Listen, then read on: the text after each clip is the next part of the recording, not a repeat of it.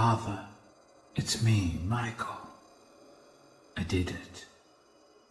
I found it. It was right where you said it would be. And I found her. I put her back together, just like you asked me to. She's free now.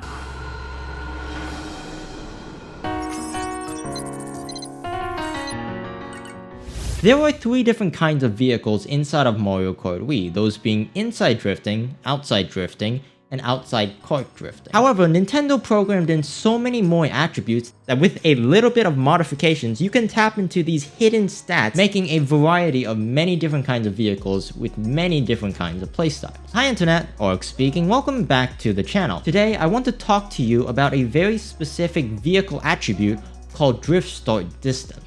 Now there's a reason I brought up the distinguishment between inside drifting and outside drifting vehicles at the start of this video. This is the first corner of Luigi's Circle. We'll be using this as a demonstration. When it comes to inside drifting bikes, the way that they drift is by leaning into the corner, so their bike is always facing the direction that they're going. However, when it comes to an outside drifting vehicle, the vehicle does not point in the direction that it's going. It's tilted at an offset angle. Now, what is this offset angle? This is determined by the drift start distance, or the angle or the degree that the bike is tilted offset to the angle that it's going. Now, every vehicle inside of stock Mario Kart Wii is defaulted at 45 degrees against the direction that it's going. That's why every vehicle drifts and looks about the same. However, you can modify these to be sharper. So this is an example of a 90-degree angle. This is actually how we got the Honey Coupe to turn so much to make it look more like a drift vehicle. Or you could also go the opposite direction. You could bring the values down so that it hardly slides at all. Now, if all it did was change the cosmetic look of how the bike drifts,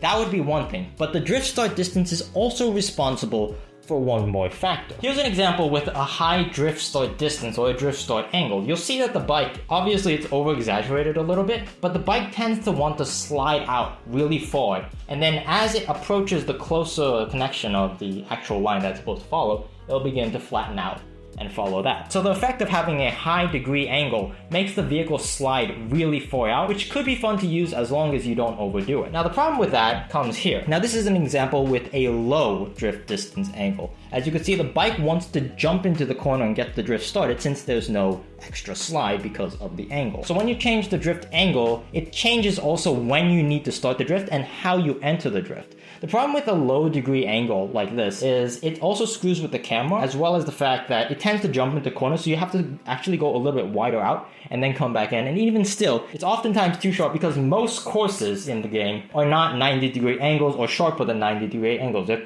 kind of like soft, rounded corners. That's why inside drifting bikes are so much easier to control, because inside drifting bikes does not change the characteristics throughout the entire curve. So the entire curve is very consistent. Compare that to an outside drifting vehicle where the initial arc could be either really dull or really sharp depending on the drift distance angle, and you could get a very, very different vehicle. Alright, now that all the boring stuff is out of the way, let's start modifying some vehicles. Now over on my Twitch page, I have been live streaming every single change and modification that I've been doing for the Rebalance mod. So if you want to keep up with every nitty gritty little detail of the mod pack, or you just want to hang out with the world's best Mario Kart Wii content creator, go over and check out my Twitch page. Link down in the video description. But for those of you guys who don't really care about all the modifications, and I'll be real, you're on YouTube, I'll give you the cliff notes. The standard bike, the Wario bike, the classic dragster, the blue falcon, the jet setter, and the sneakster have been all buffed and modified slightly to play and handle better than their default Mario Kart Wii counterparts. Now for this particular update, I have been focusing primarily on the low DSB, so the vehicles that have a low number so they don't actually rotate that much. However, eventually I do want to get around to modifying really slidey, outward drifting, high DSB vehicle. But that will come in a later update, because the higher the DSB, the more difficult it is to actually tune it and make a vehicle feel right without feeling too sloppy. Alright, now I don't have the time to go over every single vehicle, however there is one vehicle in particular I want to cover. Back when I made the Wario bike video, the biggest criticism that I've had was that the Wario bike looks wrong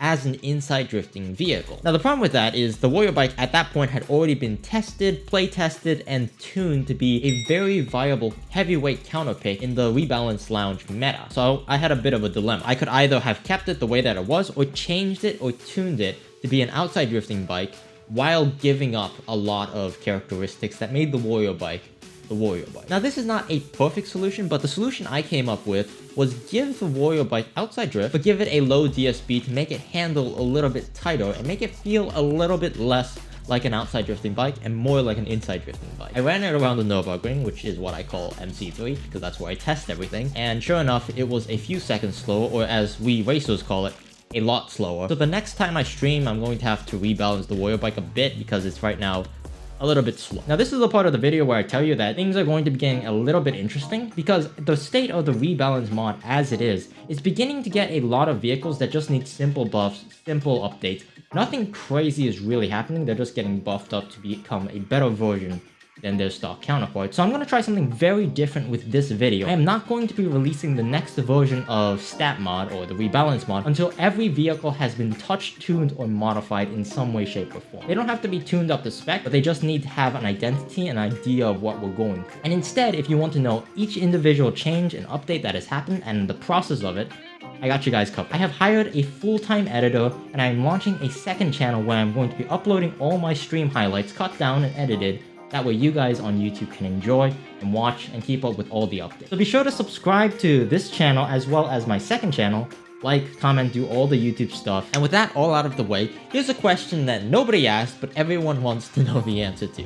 Can you do negative DSD?